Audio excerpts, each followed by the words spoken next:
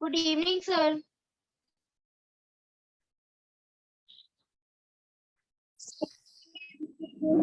Sir, good evening. Good evening, sir.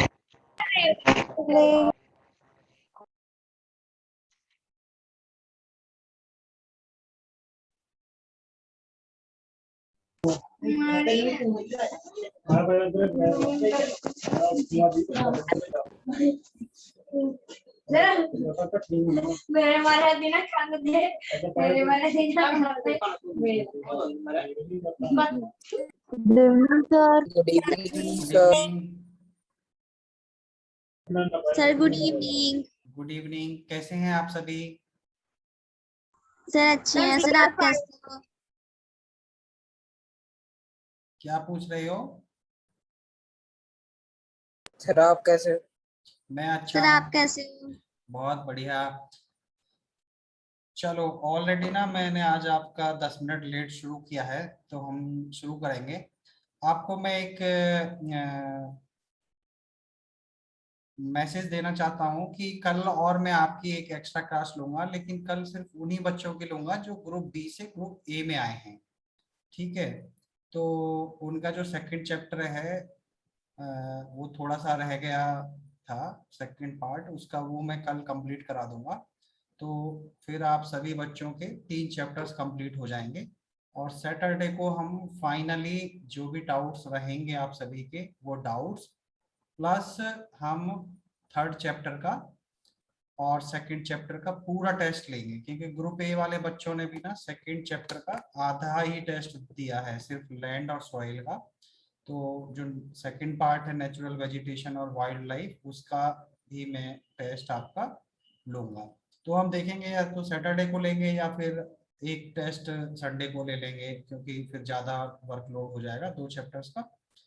तो इनका मैं एक आपका टेस्ट ले लूंगा, और एक फिर फाइनल में नेक्स्ट वीक में मंडे या ट्यूसडे को आपका एक टेस्ट लूंगा, चैप्टर 1, 2 और 3, ताकि आपका कंप्लीट एक रिवीजन हो जाए, और उसको फिर एक दिन क्लास लेके एक्स्ट्रा डिस्कस कर लेंगे, ताकि आपके जो एग्जाम्स आने वाले हैं 20 सितंबर के आसपास, तो उसमें आपको फायदा हो जाए। ठीक है? तो आप सभी को मैं अब म्यूट कर रहा हूँ। हम सर आपकी आवाज बड़ी सर मेरी वॉइस सर स्लो आ आप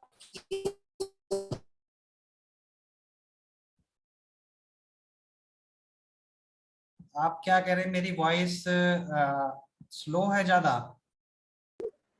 सर यस जैसे सर। सर अब आ रही है। अभी आ रही है? सर पेपर 18 से स्टार्ट है हमारे। अच्छा, 18 सर से। पेपर 18 से सर स्टार्ट हमारे है। भी 18 पेपर के से स्टार्ट है। कोई सर नहीं, हमारे पेपर 15 के बीच में ये क्लासेस लगेंगी। क्या नहीं लगेगी? सर पेपर जब पेपर हमारे चल रहे होंगे तो आप ये क्लासेस कंटिन्यूस करोगे? नहीं, कंटिन्यू रखेंगे। उस क्या टाइम पे हम लगेगी? ना आपके टेस्ट ले लेंगे। आप मुझे ना सभी बच्चे क्या करना, अपने एग्जाम की जब डेट शीट आ जाए ना, तो जो इग्नाइटेड माइंड्स का व्हाट्सएप नंबर है, उस नंबर पे सभी बच्चे भेज देना। बट सर आ अपना गई है डेट शीट। अपना सर नाम, आ गई है। हमारी आनी है। जिनकी आगे है वो भेज दीजिए, अपना नाम लिखना, ग्रुप लिखना और क्लास लिखना, और आप सभी बच्चे व्हाट्सएप कर देना। तो मैं देखूंगा कि किस दिन क्या एग्जाम है, तो उस टाइम पे हम आपका ना एक टेस्ट रख लेंगे या डाउट की क्लास रख लेंगे, तो आपको कोई भी डाउट हो तो वो हम कर लेंगे उस टाइम पे। ठीक है? चलो अब शुरू करते हैं। अब वॉइस क्लियर है ना सभी को? Sir yes. और ये स्लाइड भी दिख रही है ना पीछे सभी को? Sir yes. चलो फिर सर ठीक ये है, अब शुरू करते हैं। तो ये जो थर्ड चैप्टर है आपका, मिनरल्स एंड पावर रिसोर्सेस, इसके बारे में इस चैप्टर में बताया गया है। तो मिनरल्स हमने लास्ट क्लास में पढ़े थे, आज हम पावर रिसोर्सेज के बारे में पढ़ते हैं। तो पहले 2 पैराग्राफ तो, इवन तीसरा पैराग्राफ भी, मतलब ये एक स्टोरी बताई गई है कि सन्नी की mother begins her day by switching on the geyser. She irons Sunny's school uniform before waking him up. She then rushes to the kitchen to prepare a glass of orange juice for him in the blender. फिर Sunny, have you finish taking bath, come and have your breakfast, calls out mother while preparing breakfast on the gas stove for Sunny. While going to school, Sunny forgets to switch off lights and fans. When mother switches them off, she thinks that life in the cities may be more comfortable, but its dependency on more and more gadgets, all of which consume energy, has led to a wide gap between the demand and the supply. With the advent of science and technology, the lifestyles are changing very fast. Power or energy plays a vital role in our lives.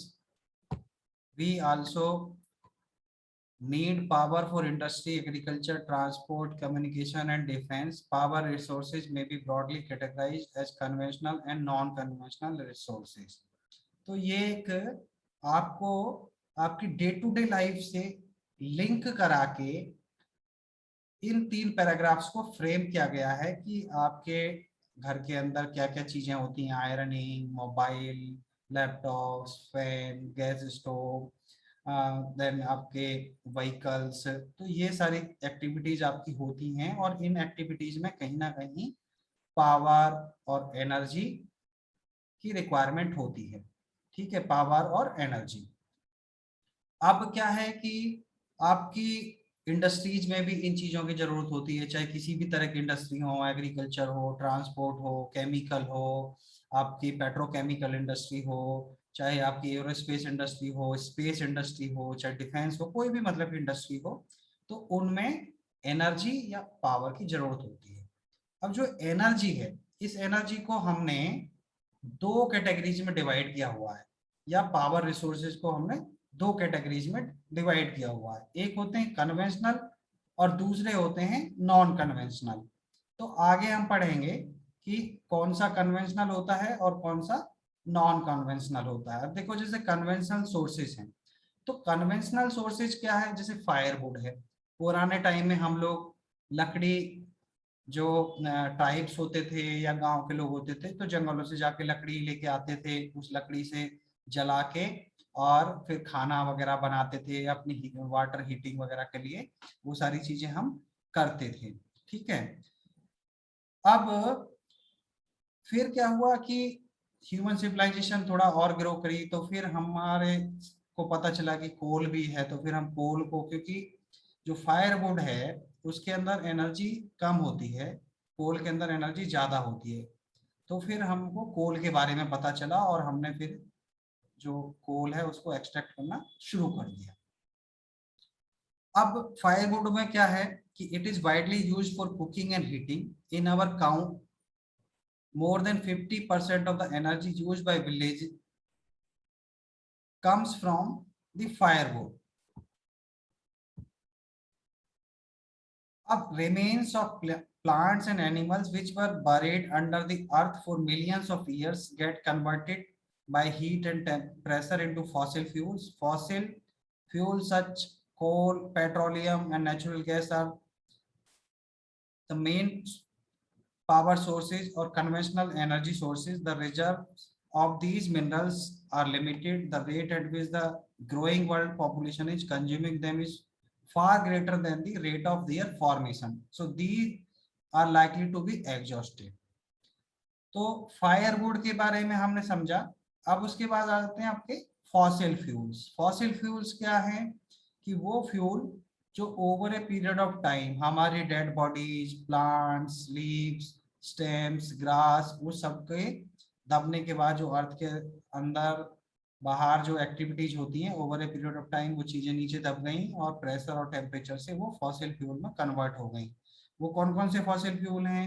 कोल है, petroleum है और natural gases हैं।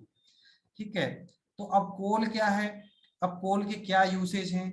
This is the most abundantly found fossil fuel. मतलब कि fossil fuel में अगर सबसे ज्यादा पाया जाता है तो वो कोल है। It is used as domestic fuel in industries such as iron and steel, steam engines and to generate electricity. तो पहला तो इसका डोमेस्टिक यूज है, घरों में हम अंगीठियां जलाते हैं कोयले की। फिर इंडस्ट्रीज में बहुत इसका यूज होता है। टेक्निकली भी आयरन और स्टील इंडस्ट्रीज में इसकी रिक्वायरमेंट होती है क्योंकि इससे हम कार्बन सोर्स लेते हैं। और स्टीम इंजन्स, पुराने जमाने में जो रेलवे के जो इंजन्स होते थे, रेलगाड़ियों के इंजन होते थे, वो स्टीम से चलते थे, तो उसमें हम कोयला डालते थे। जैसे शोले मूवी आपने देखी होगी, उसमें वो दो हीरोज उस गाड़ी को जब चलाते हैं तो उसमें कोयला डालते हैं।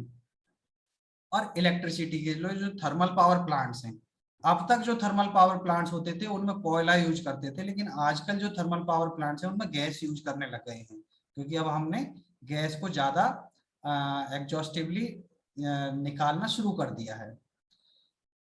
अब जो कोल से जो एनर्जी बनती है उसको हम थर्मल एनर्जी बोलते हैं। मतलब इलेक्ट्रिसिटी जो हमने प्रोड्यूस की कोल को यूज करके या गैस को यूज करके, उसको हमने थर्मल पावर बोला।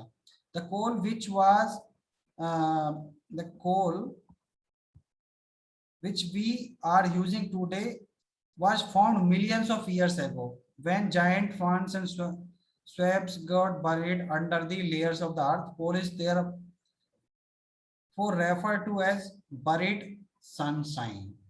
मतलब कि जो आज हम यूज कर रहे हैं हजारों साल पहले, मिलियंस ऑफ ईयर्स बिफोर वो बना, तो उसको हम लोग एक बरेड सनशाइन भी बोल देते हैं। कि मतलब कि जो सन से हमें एनर्जी मिल रही है, सोलर एनर्जी, तो वो भी एक एनर्जी का फॉर्म है, तो हमने उसको बरेड मतलब कि एक दबा हुआ एक खजाना मतलब कि एनर्जी का, और सनशाइन हमने उसको एक नाम दे दिया।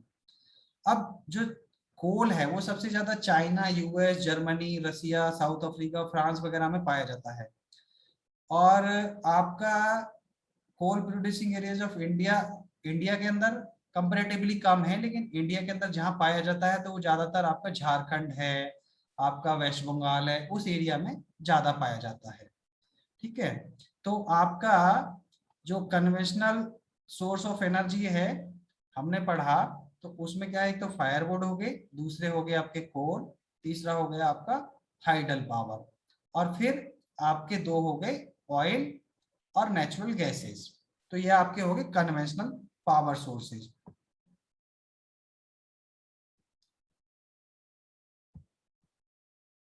अब नेक्स्ट है हमारा पेट्रोलियम। पेट्रोलियम हमारा कन्वेंशनल ही है, लेकिन इसके बारे में थोड़ा सा डिटेल में इस पैराग्राफ में दिया गया है। The petrol that keeps your car running as well as the oil that keeps your cycle from squeaking both begin as a thick black liquid called petroleum. It is found between the layers of rocks and is drilled from oil fields located in offshore and coastal areas. This is then sent to refineries which process the crude oil and produce a variety of products like diesel, petrol, kerosene, wax, plastics, lubricants. Petroleum and its derivatives are called black gold as they are very valuable. The cheap petroleum producing countries are Iran, Iraq, Saudi Arabia, Qatar. The other major producers are USA, Russia. India में भी असम में पाया जाता है, महाराष्ट्र में पाया जाता है, कर्नाटका में पाया जाता है। तो जो पेट्रोलियम है ये ना एक काला लिक्विड पदार्थ होता है, और आप सरप्राइज होंगे कि आपका जो लैपटॉप है ना, इसमें भी कई सारी चीजें पेट्रोलियम से बनी होती हैं, क्योंकि जो केमिकल्स इसको जब हम रिफाइनरी में रिफाइन करते हैं तो बहुत सारी तो इससे गैस निकल जाती है ऊपर, फिर बीच में आपके लिक्विड्स हैं, लिक्विड्स में भी आपका पेट्रोल, डीजल, केरोसिन इस तरह से निकल जाते हैं, टर्पेंटाइन फ्यूल, आपके एरोप्लेन वगैरह में जो फ्यूल यूज होता है वो फ्यूल। ठीक है, उसके बाद बहुत सारे जो प्लास्टिक्स हैं, पॉलीमर्स हैं, और जो आपके बोटल्स बनती हैं प्लास्टिक्स की, जो आपके डब्बे बनते हैं, आपकी पॉलीथीन बनती हैं, ये सारी चीजें पेट्रोलियम से ड्राइव की जाती हैं। तो हमारी लाइफ में जो आसपास चीजें दिखती हैं, बहुत सारी चीजें पेट्रोलियम से बनती हैं, इसलिए इसको ब्लैक गोल्ड बोलते हैं, क्योंकि ये काले कलर का लिक्विड होता है और ये पाया जाता है मेनली गल्फ कंट्रीज के अंदर। थोड़ा सा मतलब कि आपका यूएस, रसिया, वेनेजुएला, मतलब कि जो अमेरिकन और लैटिन अमेरिकन कंट्रीज हैं और रसिया, वहां पे पाया जाता है। इंडिया में भी पाया जाता है, बट कुछ जगह पे ही इंडिया के अंदर ये पाया जाता है। फिर आता है नेचुरल गैस। पेट्रोलियम हमने एक निकाल लिया, नेचुरल गैस होती है जो नीचे हमारी जो क्रस्ट है, जो हमारी अर्थ की लेयर्स हैं, उनके अंदर वो ब्लैक लिक्विड है, उसको पेट्रोलियम बोल दिया, लेकिन वहां पे जो गैस है उसको हमने नेचुरल गैस बोल दिया। अब नेचुरल गैस क्या है? Natural gas is found with petroleum deposits and is released when crude oil is brought to the surface.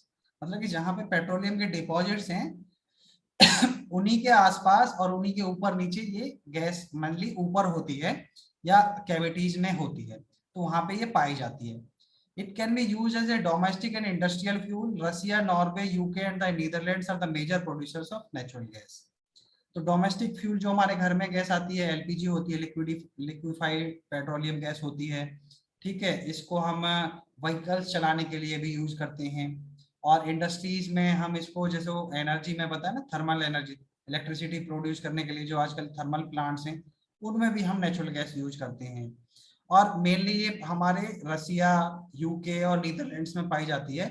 India के अंदर जैसलमेर, कृष्णा गोदावरी डेल्टा, त्रिपुरा, मुंबई, इन एरियाज में नेचुरल गैस पाई जाती है. The sharp increase in our consumption of fossil fuels has led to their depletion at an alarming rate. The toxic pollutants released from burning these fuels are also a cause for concern. Unchecked burning of fossil fuel is like an unchecked dripping tap, which will eventually run dry. This has led to the tapping of various non-conventional sources of energy that are cleaner, alternate source of fuel or source of energy. तो जो ये energy है हमारी, जो conventional energy है, जो fossil fuels की जो एनर्जी है, ये फिक्स्ड है और हम इसको एग्जॉस्टिवली यूज कर रहे हैं. आज से नहीं, सैकड़ों सालों से कर रहे हैं. तो इसका जो स्टॉक है वो कम होता चला जा रहा है और आने वाले टाइम में ये बिल्कुल खत्म हो जाएगा.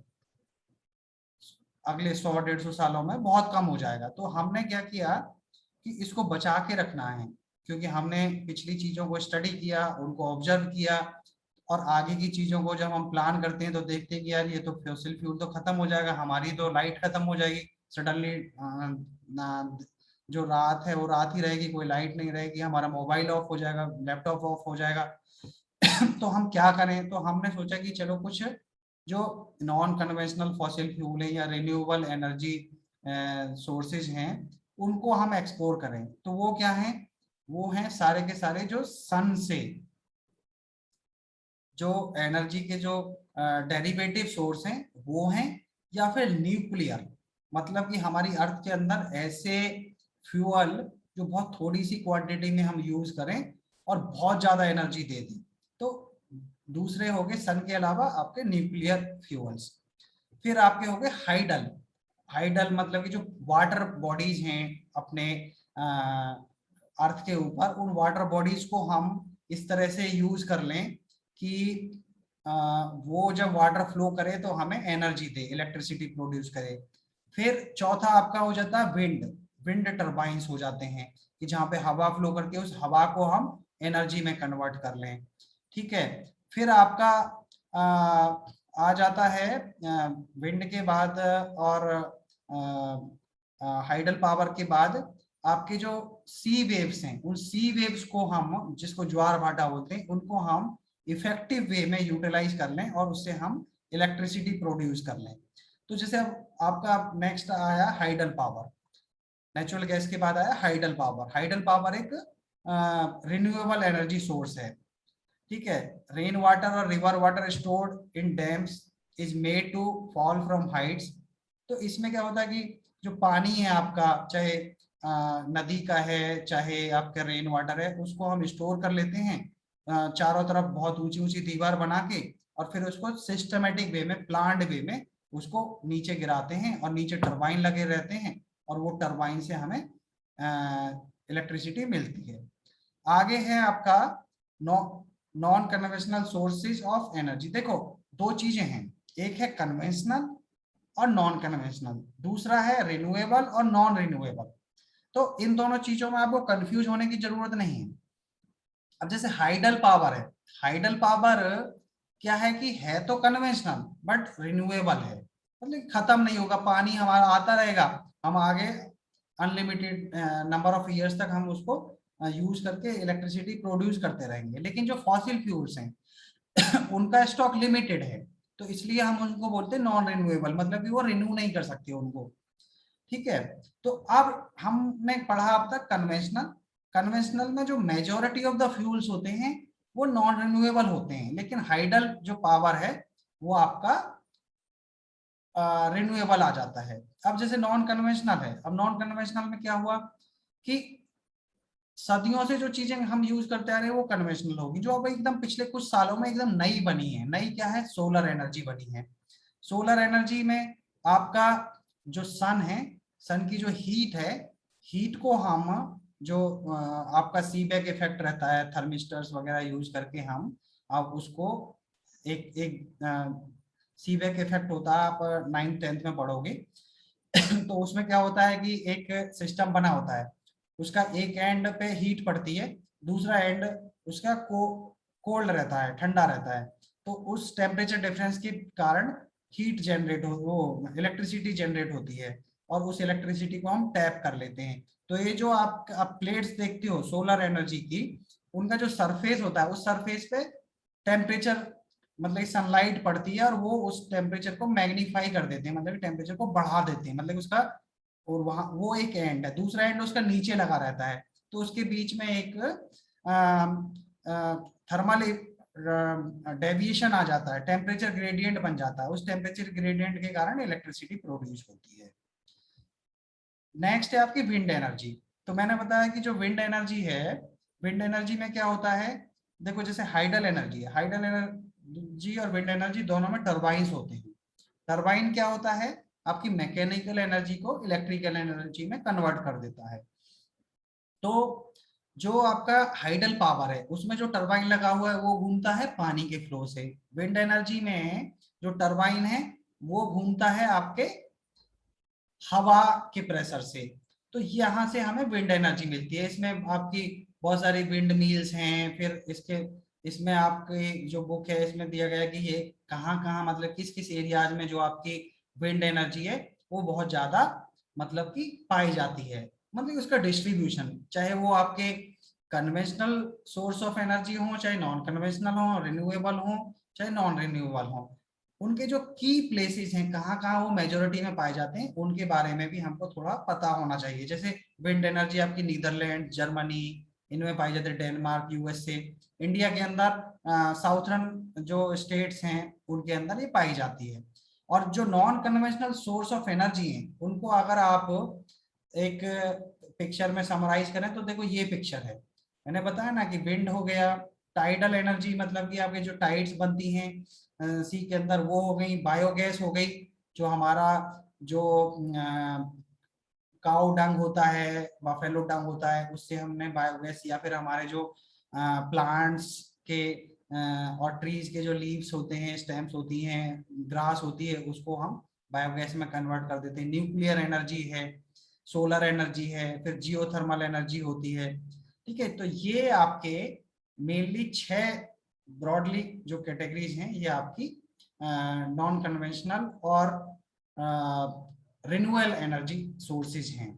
और इनके जो एडवांटेजेस हैं, डिसएडवांटेजेस हैं, उनके बारे में इस मोटा मोटा मतलब कि कुछ एडवांटेजेस है। जैसे विंड एनर्जी है, एडवांटेजेस क्या है कि इसका कोई पॉल्यूशन नहीं है। जैसे मान लो आप पेट्रोलियम से कार चलाते हो तो उससे तो गैस निकलेगी, वो पोल्यूशन बढ़ाती है, लेकिन विंड एनर्जी से कोई पॉल्यूशन नहीं होता है। वैसे जो आपके non conventional source of energy हैं उनसे ना पॉल्यूशन नहीं होता है, होता है तो बहुत कम होता है। जैसे विंड है और आपका सोलर है, टाइडल है, इनसे तो बिल्कुल भी नहीं होता है, नॉन पॉल्यूटिंग है। लेकिन जो न्यूक्लियर एनर्जी है उससे आपका पॉल्यूशन तो नहीं होता है, लेकिन जो उसका वेस्ट बचता है उसको बहुत लंबे समय तक हमें दबा के रखना पड़ता है, नहीं तो वो एक्सप्लोड हो गया तो वो बर्बाद कर देता है।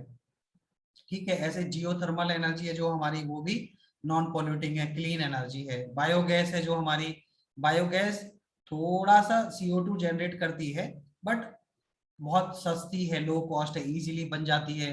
50,000 1 लाख रुपए के सेटअप से आपका बायोगैस का प्लांट लग जाता है। ठीक है, और क्या कहते हैं, ये इजी टू ऑपरेट है। और बायो वेस्ट है, जो हमारे गार्बेज हम इकट्ठा करते जा रहे हैं उसको हम यूटिलाइज कर सकते हैं बायोगैस बनाने के लिए। तो ये इन सभी के एडवांटेजेस हो गए। अगर जैसे डिसएडवांटेजेस की बात करें तो जो विंड एनर्जी है उनसे थोड़ा सा नॉइज पोल्यूशन होता है, बट वहां पे हम लोग रहते नहीं है, वहां पे सिर्फ हमने विंड एनर्जी लगाई, विंड मिल्स लगाई हुई होती हैं, और उनसे हम एनर्जी लेते रहते हैं, तो वो कोई ज्यादा बड़ा कंसर्न नहीं है। बट जब जो कंसर्न बड़ा है वो कंसर्न है कॉस्ट का। विंड मिल्स को लगाने की जो कॉस्ट है आजकल वो बहुत ज्यादा है कंपेरेटिवली। और जो हमारी रेडियो वेव्स या टीवी की जो मतलब कि टीवी वगैरह देखते हैं तो ये बहुत ज्यादा क्वांटिटी में अगर लगा देते हैं तो हाइट होती है तो उनको थोड़ा सा ये डिस्टर्ब करती है। जैसे बर्ड्स वगैरह होते हैं वो फ्लाई करेंगे तो इनके जो पंखे पंखे होते हैं वो उनको काट देते हैं, तो उनको थोड़ा सा ये हार्मफुल होती हैं। अब जैसे सोलर एनर्जी की बात करें तो ये भी बहुत ज्यादा एक्सपेंसिव है और डिफ्यूज है। डिफ्यूज मतलब कि इसके कंसंट्रेट करना पड़ता है, बहुत ज्यादा पैनल्स आप लगाओगे तब जाके आपको कुछ मेगावाट एनर्जी मिलेगी। लेकिन वही केस अगर आप न्यूक्लियर एनर्जी के साथ या पेट्रोलियम या गैस के साथ करें तो कम क्वांटिटी में हमको इजीली उतना इक्विवेलेंट अमाउंट का इलेक्ट्रिसिटी मिल जाएगा। तो ये क्या है कि डिफ्यूज सोर्स है और बहुत ज्यादा वेस्ट हो जाता है, हम उसको पूरे के पूरे को टैप नहीं कर सकते। फिर ऐसे टाइडल एनर्जी है जैसे वो वाइल्ड लाइफ को डिस्टर्ब करती है, ठीक है, और बहुत डिफिकल्ट है, अभी इतनी ज्यादा टेक्नोलॉजीज नहीं है कि उसको हार्नेस किया जा सके। और जो बायोगैस है वो ग्रीन हाउस इफेक्ट को थोड़ा अफेक्ट करती है क्योंकि वो जो हमारे उसके अंदर से कुछ हार्मफुल गैसेस निकलती हैं CO2 वगैरह। तो ये हमारे जो non conventional source of energy हैं उनके एडवांटेजेस डिसएडवांटेजेस और टाइप्स हमने पढ़ लिया। अब इसी में कुछ और जो न्यूक्लियर पावर जो हमारे नॉन कन्वेंशनल एनर्जी की ही टाइप्स हैं उसी के पार्ट्स हैं, तो ये न्यूक्लियर पावर का बारे में आपको यहाँ पे बताया गया है। तो न्यूक्लियर एनर्जी कैसे बनती है आप फिगर 3.17 देखिए। तो इसमें क्या होता है कि जो आपका न्यूक्लियर फ्यूल है वो हीट जनरेट करता है, हीट जनरेट करेगा तो वो हीट आपके वाटर को इवोपरेट करेगी और वो वाटर जिसको भाप बोलते हैं, वो जो भाप होती है वो स्टीम होती है, वो आपके टरबाइन को घुमाती है, तो इस तरह से हमें इलेक्ट्रिसिटी मिलती है। अब हम पढ़ लेते हैं कि न्यूक्लियर जो पावर है वो किस सोर्स से मिलती है, कहाँ कहाँ न्यूक्लियर फ्यूल पाया जाता है। तो nuclear power is obtained from energy stored in the nuclei of atoms of naturally occurring radioactive elements like uranium and thorium। तो जो रेडियो एक्टिव एलिमेंट्स होते हैं आपने अपनी साइंस की बुक में पढ़ा होगा कि टाइप्स ऑफ एलिमेंट्स उसमें रेडियो एक्टिव हैं, ठीक है, नेचुरली अकरिंग हैं, और एटम्स के बारे में आपने पढ़ा होगा, न्यूक्लियस के बारे में पढ़ा होगा। तो एटम का जो न्यूक्लियस है उससे बनती है मिलती है ये एनर्जी। और आपके जो रेडियो एक्टिव एलिमेंट्स हैं यूरेनियम और थोरियम उनसे इसको निकाला जाता है न्यूक्लियर पावर को, ठीक है।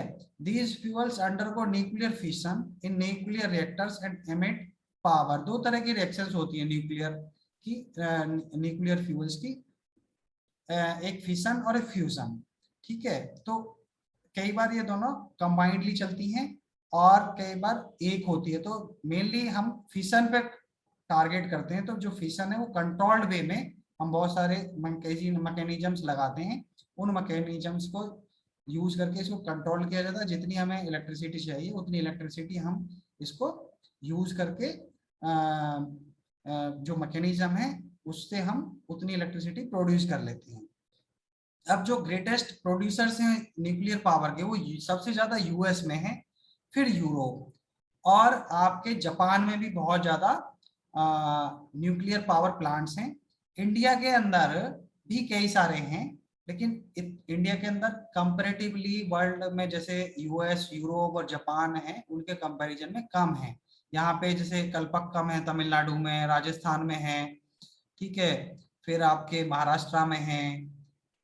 तो इस तरह से कम प्लांट्स हैं, बट अभी और प्लांट्स पाइपलाइन में है, लगाए जा रहे हैं। और आने वाले टाइम में सोलर एनर्जी के साथ साथ न्यूक्लियर जो पावर होगी, न्यूक्लियर जो एनर्जी होगी वो एक मेजर सोर्स ऑफ एनर्जी रहेगी फ्यूचर के अंदर, क्योंकि एक बहुत छोटे से फ्यूल से हमें बहुत बड़े अमाउंट में एनर्जी मिल जाती है। आगे आता है geothermal. Heat energy obtained from the earth is called geothermal energy. The temperature in the interior of the earth rises steadily as we go deeper. Sometimes this heat energy may surface itself in the form of hot springs. this heat can be used to generate power. Geothermal energy in the form of hot springs has been used for cooking, heating, and bathing for several years. USA has the world's largest geothermal power plants, followed by New Zealand, Iceland, Philippines, and Central America. In India, geothermal plants are located in Manikaran in Himachal Pradesh and Puga Valley in Ladakh. तो जो geothermal energy है, इसमें basically हम करते क्या हैं कि जो हमारी अर्थ है, ठीक है, अर्थ से इसको हम ऑब्टेन करते हैं, मतलब कि जो हीट है हमारी अर्थ से, उसको हम यूटिलाइज कर लें एनर्जी की फॉर्म में, उसको एनर्जी में कन्वर्ट कर लें, तो उसको हम जियोथर्मल एनर्जी बोलते हैं। तो जो हमारी अर्थ है, हमने 7th में 6th क्लास में पढ़ा होगा कि जो अर्थ है उसकी 3 लेयर्स हैं, क्रस्ट, मेंटल और कोर। तो उसका जो इंटीरियर है अर्थ का, वहां पे टेम्परेचर बहुत ज्यादा होता है, तो उस टेम्परेचर को हम टैप कर लेते हैं। देखो ये जैसे पिक्चर है, geothermal energy in Manikaran, cooking food with the help of geothermal energy. तो फूड की कुकिंग हम मतलब कि अर्थ की जो हीट है उसको यूज करके हम कुकिंग कर रहे हैं। यहाँ पे हमारा जो मणिकर्णम प्लांट है उससे हम हीट ले रहे हैं, उसको आगे फर्दर कन्वर्ट कर रहे हैं। उस हीट से, देखो हीट से ही आपकी इलेक्ट्रिसिटी बनती है, क्योंकि जितने भी आपके इलेक्ट्रिसिटी जनरेशन के प्लांट्स हैं ना, या तो टरबाइन बेस्ड होते हैं, ठीक है, टरबाइन बेस्ड ही होते हैं, और उसको या तो हम वाटर से घुमा लेते हैं या फिर हम उसको एयर से घुमा लेते हैं। और तीसरा जो होता है वो होता है आपकी स्टीम, स्टीम से उनको घुमाते हैं, और स्टीम हमारी बनती है हीट से। तो हीट के जितने भी सोर्स हैं, चाहे फॉसिल फ्यूल्स हैं, चाहे पेट्रोलियम है, चाहे सोलर एनर्जी है, चाहे आपकी न्यूक्लियर एनर्जी है, चाहे आपकी जियोथर्मल एनर्जी, इन सबको यूज करके हम हीट जनरेट करते हैं, और उस हीट से वाटर को गर्म करते हैं, और स्टीम से हम इलेक्ट्रिसिटी बनाते हैं। आगे है आपका टाइडल एनर्जी। तो टाइड्स क्या होती है? Energy generated from tides is called tidal energy. Tidal energy can be harnessed by building dams at narrow openings of the sea. During high tide, the energy of the tides is used to turn the turbines installed in the dam to produce electricity. तो जैसा मैंने बताया कि जो tidal energy है वो समुद्र से मिलती है। तो समुद्र में जहां पे नैरो आपके ओपनिंग्स होती हैं, उन नैरो ओपनिंग्स के अंदर हम लोग क्या कर देते हैं कि डैम्स बना देते हैं। तो जैसे टाइड आएगी तो वो टाइड बहुत ज्यादा प्रेशर होता है, उस प्रेशर से अगर वहां पर टरबाइन लगा होता है तो उस टरबाइन को घुमा देगी। टरबाइन घूमेगा तो हमें इलेक्ट्रिसिटी मिलेगी। जैसे आपका ये टाइडल एनर्जी जनरेटर प्लांट लगा हुआ है, जनरेटर, टरबाइन और टाइड्स के बारे में बताया गया है, लो टाइड्स और हाई टाइड्स। तो जैसे ही ये आपकी टाइड्स आती हैं और ये टाइड्स प्रेशर आपके जो टरबाइन के ब्लेड्स हैं उन पे एक्सर्ट करती हैं, वो घूमता है और फिर आपकी जो जनरेटर है वो इलेक्ट्रिसिटी प्रोड्यूस कर देता है। ठीक है, तो during high tide the energy of the tides is used to turn the turbine installed in the dam to produce electricity. और अब ये जो टाइडल एनर्जी के जो मैक्सिमम एक्सट्रैक्शन के जो प्लेसेस हैं वो कौन कौन से हैं? तो वो है रसिया, फ्रांस, गल्फ में भी टाइडल एनर्जी से हम इलेक्ट्रिसिटी बनाते हैं। इंडिया के अंदर भी ह्यूज टाइड मिल फार्म्स हैं। आगे आपका आता है बायोगैस। अब बायोगैस एक बहुत ही सिंपल है, बाकी के जो भी हमने अभी नॉन कन्वेंशनल पढ़े उनमें जैसे चाहे टाइडल हो, जियोथर्मल हो, चाहे न्यूक्लियर हो, चाहे आपका सोलर हो, इन सभी में ना कॉस्ट बहुत ज्यादा है, टेक्नोलॉजी अभी इतनी एडवांस नहीं है, और दूसरा ये जो सोर्स हैं इनको हम अभी मास लेवल पे इनको यूज नहीं कर रहे इलेक्ट्रिसिटी प्रोड्यूस करने के लिए। जैसे सोलर में पिछले कुछ दिनों में बहुत ज्यादा डेवलपमेंट हुआ है, तो सोलर प्लांट्स बहुत ज्यादा वर्ल्ड वाइड लग रहे हैं, इंडिया में बहुत ज्यादा लग रहे हैं। तो जब मास प्रोडक्शन होता है, इनकी जो कंपोनेंट्स होते हैं, जो इनके दूसरे जो पार्ट्स होते हैं, तो इसकी कॉस्ट नेचुरली कम हो जाती है। तो इनकी अभी कॉस्ट बहुत ज्यादा है कंपेरेटिवली, बट जो बायोगैस है वो बहुत ही चीप है। ठीक है, ये आप जैसे बायोगैस देखोगे तो इसमें क्या करना पड़ता है, गड्ढा खोद के उसमें एक हम टैंक बना देते हैं। उस टैंक के अंदर एक कॉर्नर से हम स्लरी डालते रहते हैं, दूसरे एंड से उसमें से मैन्यूर निकलता रहता है। मैन्यूर मतलब जो फर्टिलाइजर होता है वो निकलता रहता है, और टॉप पे एक पाइप डाल देते हैं, वहां से हमारी बायोगैस बनती रहती है। ठीक है, ये आपके बायोगैस का मैकेनिज्म होता है। और इसमें डालते क्या है, इसमें हम मेनली जो ऑर्गेनिक वेस्ट है, डेड प्लांट हो गए, मतलब कि हमारी क्रॉपिंग करने के बाद जो वेस्ट बच गया वो हो गया। एनिमल मटेरियल मतलब कि जो हमारे काउ डंग है, बफेलो डंग है, वो हो गया। ठीक है, एनिमल के जो दूसरे मटेरियल्स होते हैं वो हो गए।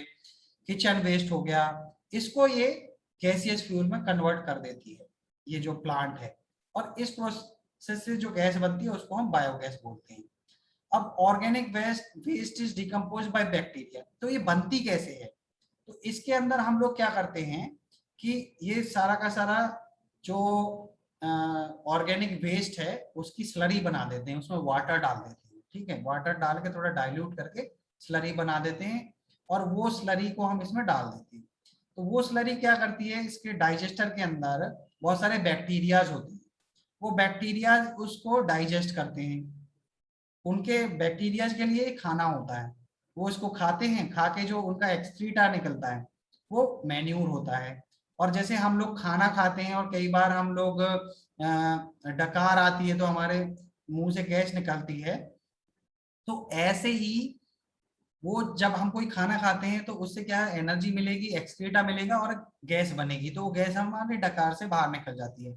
सेम चीज हमारे जो बैक्टीरिया जो होते हैं वो भी यही करते हैं कि जो ऑर्गेनिक वेस्ट हमारे लिए जो वेस्ट है, हमारा जो वेस्ट है वो उनके लिए खाना है, वो उस खाने को खाते हैं, खाना खा के फिर वेस्ट बनाते हैं।